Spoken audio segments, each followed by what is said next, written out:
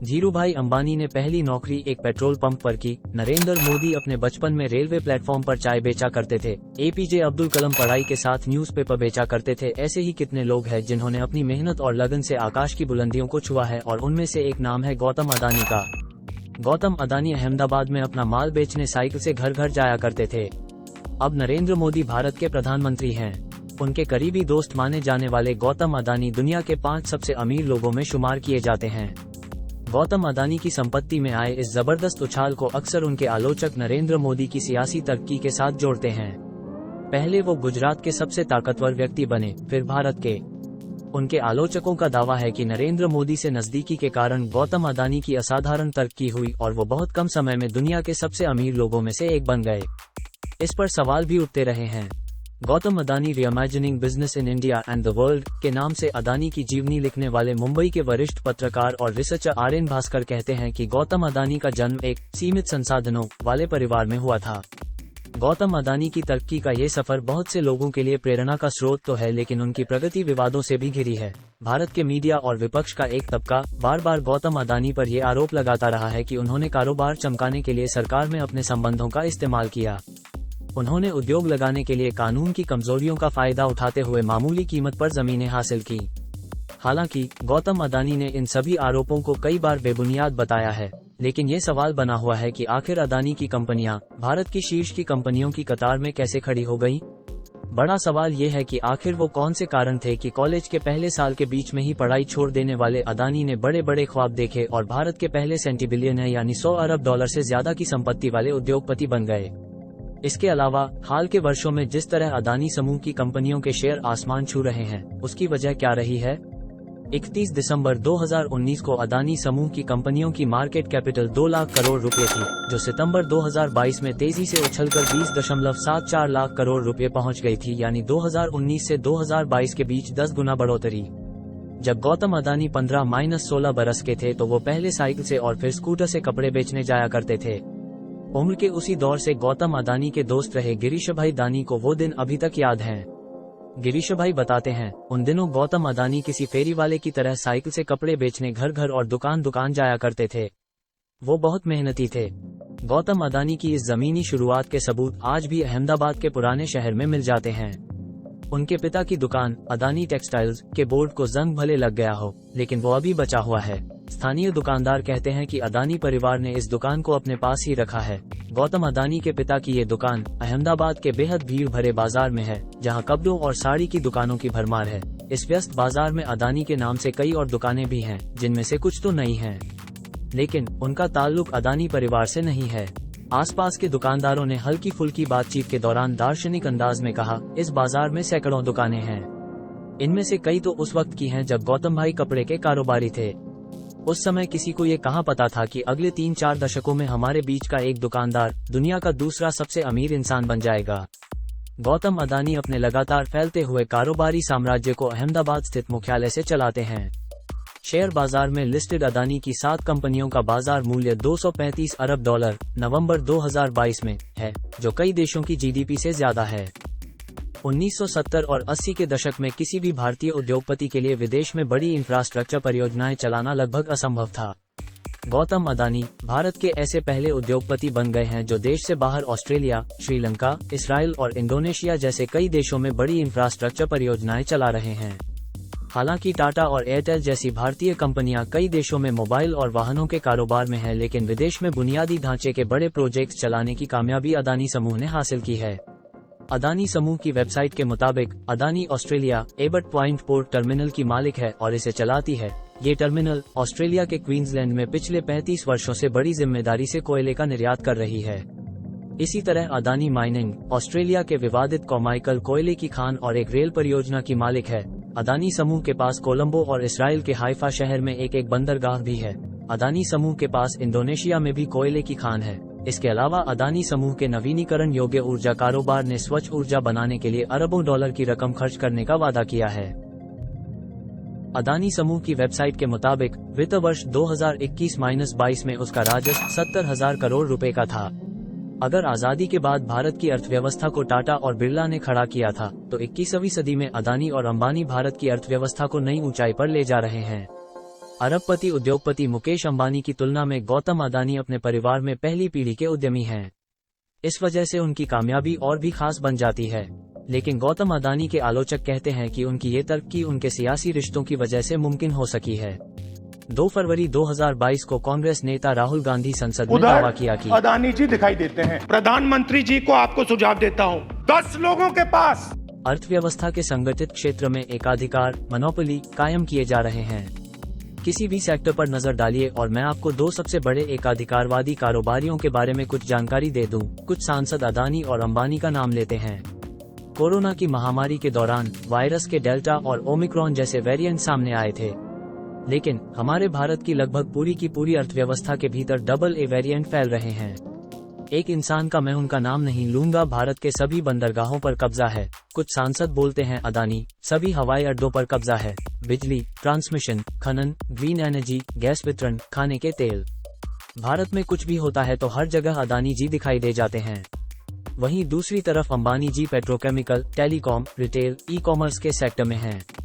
इन कारोबारों में उनका पूरा कब्जा। देश की पूरी संपत्ति मुट्ठी भर लोगों के कब्जे में है। इस राजनीतिक बयान की कुछ बातें बढ़ा चढ़ाकर कही गई हैं, लेकिन इनमें से कई दावे जमीनी हकीकत से मेल खाते हैं। अहमदाबाद के वरिष्ठ पत्रकार दिलीप पटेल कहते हैं, इसमें कोई शक नहीं कि अदानी बहुत अक्लमंद है, लेकिन उन्हें जब भी सरकार से मदद दरकार होती थी तो नरेंद्र मोदी उनकी भरपूर मदद करते थे। चिमन भाई, गुजरात के पूर्व मुख्यमंत्री, ने उन्हें कच्छ में जमीन दी थी। लेकिन अगर अदानी को सबसे ज्यादा जमीनें किसी ने दी हैं तो वो नरेंद्र मोदी हैं, और वो भी बेहद सस्ते दाम पर। अगर मोदी प्रधानमंत्री नहीं होते तो अदानी को हवाई अड्डे और बंदरगाह कतई नहीं मिल पाते। अहमदाबाद हवाई अड्डा जो बहुत मुनाफे में चल रहा था, उसे भी अदानी को दे दिया गया। नवीनाल गांव अदानी के मुंद्रा पोर्ट और विशेष आर्थिक क्षेत्र ACZ से बमुश्किल 3 किलोमीटर की दूरी पर है। वहां के किसान नाराज। लोग कहते हैं कि केंद्र सरकार या उसके मुखिया उद्योगपतियों के बहुत करीबी हैं। सच तो ये है कि वो लगातार उद्योगपतियों की मदद करते रहते हैं, उन्हें टैक्स में रियायतें देते हैं और सस्ते दाम पर जमीनें आवंटित करते हैं। ये सच है कि गौतम भाई भी उनके सरकार के बहुत करीबी हैं। आप देख सकते हैं कि 2019 से 2021 के बीच कोरोना के दौरान पूरी दुनिया में खेती और उद्योग पर बुरा असर पड़ा था।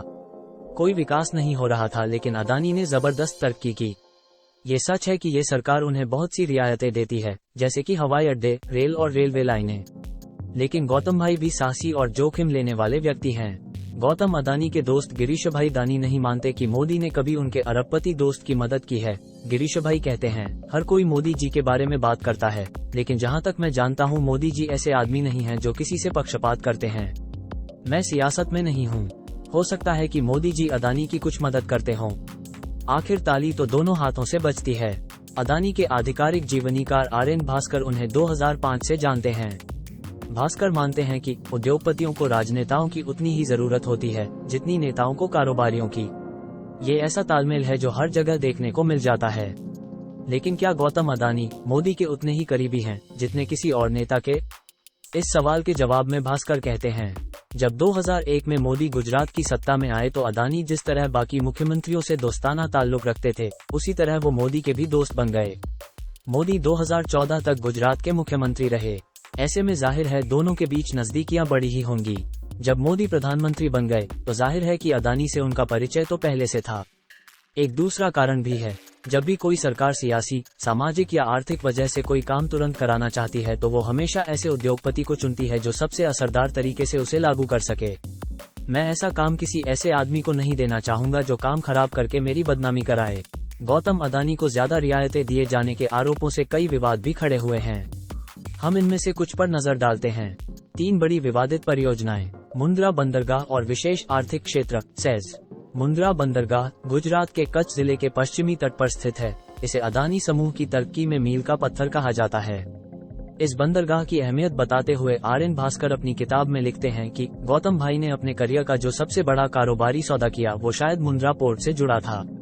वो आगे लिखते हैं कि ये कहा जा सकता है कि मुंद्रा बंदरगाह के बिना अदानी के बहुत से कारोबार तो शायद शुरू ही न हो पाते।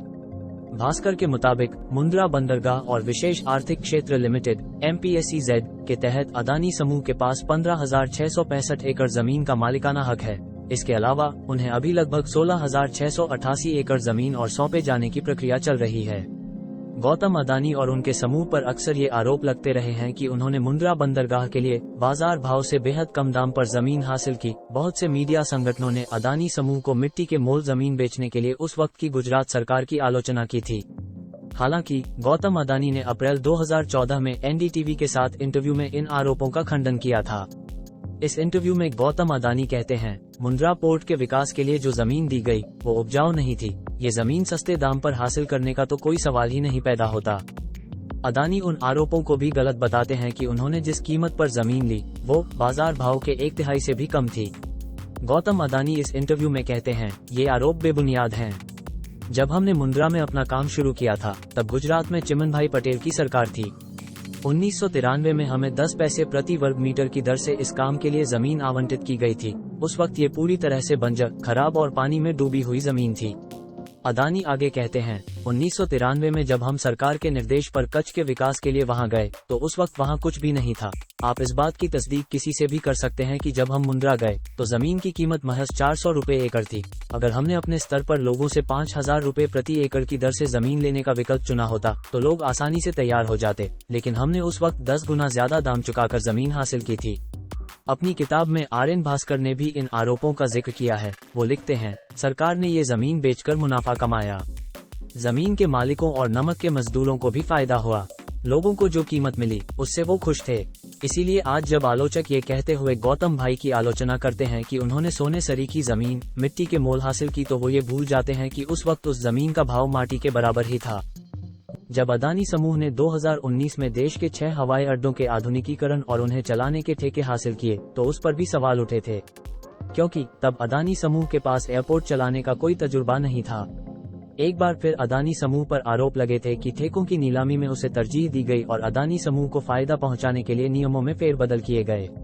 ये हवाई अड्डे अहमदाबाद, लखनऊ, बेंगलुरु, जयपुर, गुवाहाटी और तिरुवनंतपुरम हैं। इन हवाई अड्डों के अधिग्रहण के साथ ही अदानी समूह एयरपोर्ट का संचालन करने वाली देश की तीसरी सबसे बड़ी कंपनी बन गई, जो GMR और GVK समूह से थोड़ा ही पीछे थी। और बाद में GVK समूह से मुंबई अंतर्राष्ट्रीय हवाई अड्डे का नियंत्रण हासिल करने के बाद देश के हवाई अड्डों से आने जाने वाले मुसाफिरों के 25% हिस्से पर अदानी समूह का कब्जा हो गया। इसके अलावा अदानी समूह के हवाई अड्डों से होकर देश का 33% एयर कार्गो ढोया जाता है। मीडिया की खबरों के मुताबिक वित्त मंत्रालय और नीति आयोग ने किसी भी एक कंपनी को 2 से ज्यादा हवाई अड्डों के प्रबंधन का अधिकार देने के खिलाफ सलाह दी थी, लेकिन उस पर ध्यान नहीं दिया गया। ये आरोप बेहद गंभीर थे और केंद्रीय नागरिक उड्डयन मंत्रालय को इस पर सफाई देनी पड़ी थी। सरकार ने प्रेस में जारी एक बयान में कहा था, ये आरोप तथ्यात्मक रूप से गलत है कि सरकार ने अपने ही विभागों के ऐतराज पर ध्यान नहीं दिया। सरकार ने अपने बयान में ये बात भी जोर देकर कही कि इस मामले को देखने के लिए बनाई गई समिति ने बहुत सोच समझकर ये फैसला लिया कि किसी कंपनी को दिए जाने वाले हवाई अड्डों की संख्या को सीमित न किया जाए, क्योंकि ये 6 हवाई अड्डे बहुत छोटे हैं और इनसे होकर देश के महज 9.5% हवाई मुसाफिर गुजरते हैं। इस साल सितंबर में जब बांग्लादेश की प्रधानमंत्री शेख हसीना भारत आई थी तो गौतम अदानी ने उनसे मुलाकात की थी। इसके बाद अदानी ने एक ट्वीट में गोड्डा में 1600 मेगावाट क्षमता वाली कोयले पर आधारित बिजली परियोजना शुरू करके 16 दिसंबर 2022 तक वहां से बांग्लादेश तक बिजली पहुंचाने की लाइन चालू करने की प्रतिबद्धता दोहराई थी। इसके साथ ही झारखंड के गोड्डा जिले के बिजली घर और उससे जुड़े विवाद फिर से चर्चा में आ गए थे। मीडिया रिपोर्ट में आरोप लगे हैं कि अदानी समूह और झारखंड सरकार ने ये बिजली घर लगाने के लिए तय प्रक्रिया का पालन किए बगैर किसानों से उनकी उपजाऊ जमीनें ले लीं। गोड्डा प्रशासन ने 11 पेज का एक नोट जारी किया था जिसमें सरकार को अदानी समूह की परियोजना के लिए 917 एकड़ जमीन के अधिग्रहण का सुझाव दिया गया था। जब फोर्ब्स पत्रिका ने सितंबर में गौतम अदानी को दुनिया का दूसरा सबसे अमीर शख्स घोषित किया तो वो अचानक पूरी दुनिया में सुर्खियों में आ गए। अंतर्राष्ट्रीय मीडिया में इस बात की होड़ लग गई कि गौतम अदानी की शख्सियत और उनके कारोबार के बारे में और ज्यादा जानकारी जुटाई जाए। कोरोना वायरस की महामारी के दौरान जब दुनिया में करोड़ों लोग गरीबी के गर्त में चले गए तो अदानी की संपत्ति में तूफानी रफ्तार से इजाफा हुआ था। लेकिन इस रहस्यमय उद्योगपति के बारे में ज्यादा से ज्यादा जानकारी जुटाने की ये दिलचस्पी उनकी संपत्ति तक ही सीमित नहीं थी। लोग वास्तव में उस इंसान के बारे में जानना चाहते हैं कि आखिर वो शख्स कौन है जिसने 70 देशों में 100 से ज्यादा ठिकानों पर अपने कारोबार का विस्तार कर लिया और फिर भी वो लंबे वक्त से दुनिया की नजरों से छिपा रह गया। तो आखिर गौतम अदानी कौन है जिनका दखल हर उस चीज में है जो हम आज इस्तेमाल करते हैं, फिर चाहे वो बिजली हो, बंदरगाह हो या हवाई अड्डे? क्या उनके कारोबार का कोई खास तरीका है? कामयाबी का कोई मंत्र है या बिजनेस का कोई ऐसा मॉडल है जो शर्तिया कामयाबी दिलाता है, जिसने 1970 के दशक में हीरे के एक मामूली व्यापारी रहे शख्स को इस हैसियत में पहुंचा दिया जहां वो मुकेश अंबानी के साथ मिलकर भारत की अर्थव्यवस्था को आगे बढ़ाने वाले मुख्य किरदार बन गए हैं। गौतम अदानी के बारे में हमें सबसे ज्यादा जानकारी रिसर्चर और पत्रकार आर्यन भास्कर की किताब से ही मिल पाती है। आखिर गौतम अदानी के बारे में कुछ विवादित सौदों से इत्र कुछ ज्यादा जानकारी क्यों नहीं है, तो आर्यन भास्कर इस सवाल के जवाब में 2 बातें बताते हैं। पहला ये कि गौतम अदानी को मीडिया कवरेज की बहुत ज्यादा परवाह है नहीं, वो शर्मीले हैं और किसी अन्य कारोबारी की तरह दिखावा नहीं करते। गौतम भाई इंटरव्यू देने में हिचकिचाते हैं और उनकी तस्वीरें लेनी हो तो उन्हें मजबूर करना पड़ता है। दूसरा कारण ये है कि जब आप गौतम अदानी जैसे शख्स हों तो आप अपनी हर रणनीति के बारे में बात नहीं करते। इसके लिए सब्र की जरूरत होती है, इसमें कई बरस लग जाते हैं। गौतम अदानी गुजरात के एक औसत मध्यम वर्गीय जैन परिवार से आते हैं। उनके पिता कपड़े के एक छोटे से कारोबारी थे। वो उत्तरी गुजरात के भीड़ और धूल भरे कस्बे थराट के रहने वाले थे। आज भी वहां पर अदानी परिवार का पुश्तैनी घर मौजूद है। सुरेश हीरालाल गौतम अदानी के उन गिने चुने रिश्तेदारों में से हैं जिन्होंने अपना पुश्तैनी कस्बा कभी नहीं छोड़ा और गरीबी से भी उनका पीछा नहीं छूटा है। थराट पुराने भारत की नुमाइंदगी करता है। गड्ढों वाली सड़कें, रिहायशी मकानों की बेतरतीब कतारें और उसकी संकरी सड़कों पर बेलगाम दौड़ता ट्रैफिक। भारत के सबसे बड़े उद्योगपतियों में से एक गौतम अदानी ने भले ही तड़क भड़क वाले कई शहर और शीशे की चमकीली ऊंची इमारतें बनाई हैं, लेकिन थराट कस्बे की तस्वीर उसके ठीक उलट है। स्थानीय लोग कहते हैं कि गौतम अदानी ने उनके यहाँ एक मंदिर बनवाने का वादा किया है और पानी की एक टंकी बनवाई है। इसके लिए वो अदानी के शुक्रगुजार हैं। हालांकि कस्बे के बाशिंदों की ख्वाहिश है कि गौतम अदानी उनके कस्बे को एक आधुनिक शहर के तौर पर विकसित करें। गौतम अदानी के पिता शांतिलाल अदानी ने थराट कस्बा छोड़ दिया था और वो अहमदाबाद में बस गए थे। गौतम अदानी 1962 में अहमदाबाद में ही जन्मे। उनके 7 भाई बहनों और उनके बच्चों का परिवार एक दूसरे के बेहद करीब है और अदानी समूह का हिस्सा है। 1986 में जब गौतम 24 बरस के हुए तो उनकी शादी कर दी गई। अदानी की पत्नी प्रीति अदानी एक डेंटिस्ट हैं। वो भी जैन समुदाय से आती हैं और उनके पिता से अदानी परिवार की अच्छी जान पहचान थी। उस समय तक गौतम अदानी का इंपोर्ट का धंधा खूब चल निकला था और वो बड़े पैमाने पर कारोबार कर रहे थे। 1988 से 1992 के दौरान गौतम अदानी का इंपोर्ट का कारोबार 100 टन से कई गुना बढ़कर 40,000 टन पहुंच गया था। जल्दी ही अदानी ने निर्यात में भी हाथ आजमाना शुरू कर दिया और बहुत जल्द वो बड़े एक्सपोर्टर बन गए जो लगभग हर सामान का निर्यात करते थे। मुंद्रा बंदरगाह से आया निर्णायक मोड़। एक व्यस्त एक्सपोर्टर और इंपोर्टर के तौर पर गौतम अदानी अक्सर बंदरगाह पर सामान उतारने और चढ़ाने में बेवजह की देरी और अकुशलता को भुगत चुके थे। इससे उन्हें हर साल 10 से 12 करोड़ रुपए का नुकसान होता था। इसी वजह से उन्होंने अपना निजी बंदरगाह बनाने का फैसला किया, जो उन्होंने मुंद्रा में बनाया। ये वो वक्त था जब भारत की अर्थव्यवस्था का उदारीकरण हो रहा था। गुजरात सरकार ने निजी कारोबारियों की मदद से 10 बंदरगाह विकसित करने का फैसला किया था। इसमें मुंद्रा भी शामिल था। मुंद्रा बंदरगाह की गहराई पड़ोस के सरकारी बंदरगाह कांडला से कहीं ज्यादा थी, इसलिए कुदरती तौर पर यहाँ बड़े जहाज आ जा सकते थे। मुंद्रा बंदरगाह पर कारें। गौतम अदानी के कारोबार के विस्तार में मुंद्रा बंदरगाह मील का एक पत्थर साबित हुआ। गौतम अदानी के बचपन के दोस्त गिरीश भाई के शब्दों में कहें तो उन्होंने मुंद्रा में बंजर जमीन खरीदी थी। आज वो जन्नत में तब्दील हो चुकी है। बंदरगाह बनने के बाद वहां 2014 में विशेष आर्थिक क्षेत्र स्थापित किया गया। आज वहां कारोबारी गतिविधियों की भरमार है और अदानी पावर, टाटा पावर और अदानी विल्मर जैसी कई कंपनियां वहां सक्रिय हैं। लेकिन इसमें कोई शक नहीं है कि बंदरगाह और विशेष आर्थिक क्षेत्र मिलकर भारत की अर्थव्यवस्था के पावरहाउस हैं। से जुड़े दूसरे जोखिमों पर से भी पर्दा उठाया गया था। इस रिपोर्ट के सामने आने के बाद अदानी कंपनी के शेयर काफी गिर गए थे। अदानी समूह की ये डरा देने वाली समीक्षा उस वक्त आई थी जब उनकी कंपनियां टेलीकॉम, सीमेंट और बुनियादी ढांचे के विकास की लंबी अवधि वाली परियोजनाओं में निवेश कर रही थी। क्रेडिट साइट्स की रिपोर्ट के मुताबिक अदानी की कंपनियों पर कर्ज का भारी बोझ उनके समूह के लिए बहुत बड़ा जोखिम है।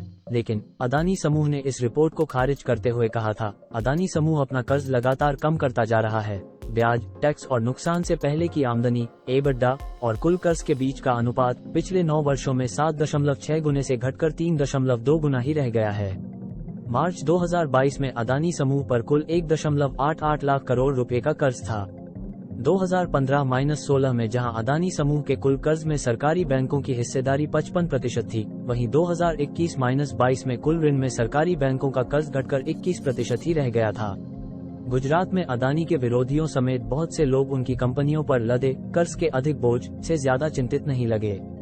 वरिष्ठ पत्रकार दिलीप पटेल कहते हैं कि गुजरात में कोई भी धंधा चलाने या कोई नया कारोबार शुरू करने में अपने पैसे नहीं लगाता है। गिरीश भाई कहते हैं कि हमें अदानी के कर्ज को लेकर फिक्र नहीं करनी चाहिए। वो कहते हैं, अदानी कभी भी अपना कर्ज चुका पाने में नाकाम नहीं रहे हैं। उनके शेयरों को देखिए, लोग उनके शेयर इसीलिए खरीदते हैं क्योंकि वो उन पर भरोसा करते हैं। गौतम अदानी ने धरती का तापमान कम करने के लिए ग्रीन हाइड्रोजन, पवन चक्की और सौर ऊर्जा के पैनल में $70 अरब के निवेश का वादा किया है। विश्लेषक मानते हैं कि उनका ये कदम सराहनीय है, लेकिन वो उन्हें ये विडंबना ही लगती है कि जो इंसान भारत में कोयले का सबसे बड़ा आयातक है, वही पर्यावरण को साफ करने में सबसे बड़े निवेश का वादा कर रहा है। पर्यावरण कार्यकर्ताओं ने स्वच्छ ऊर्जा क्षेत्र में अदानी के $70 अरब के निवेश का स्वागत किया है, लेकिन वो ये भी चाहते हैं कि अदानी वो समय सीमा भी बताएं जब वो धीरे धीरे कोयले और खनन के धंधे को समेट लेंगे। ऐसा उन्होंने अब तक नहीं किया है। उन्हें ये यकीन है कि भारी निवेश के वादे के बाद अदानी का कारोबारी साम्राज्य नई ऊंचाइयों पर पहुंचेगा। वो कहां जाकर रुकेंगे? इस सवाल के जवाब में दोनों ये मानते हैं कि गौतम अदानी ने अपना कारोबारी साम्राज्य अगली पीढ़ी को सौंपने की तैयारी कर ली है। उनके बड़े बेटे करण अभी सीमेंट का कारोबार देख रहे हैं, वहीं छोटे बेटे जीत समूह चलाने में बहुत संजीदगी से जुड़े हुए हैं। इसके अलावा भी दूसरी पीढ़ी के कई और रिश्तेदार हैं जो अदानी समूह का अटूट हिस्सा हैं। गौतम अदानी की शानदार कामयाबी की वजह न तो मोदी हैं और न ही कोई और राजनेता। उनका कहना है कि अदानी की तरक्की की मुख्य वजह ये है कि ये सब उनकी किस्मत में ही लिखा था।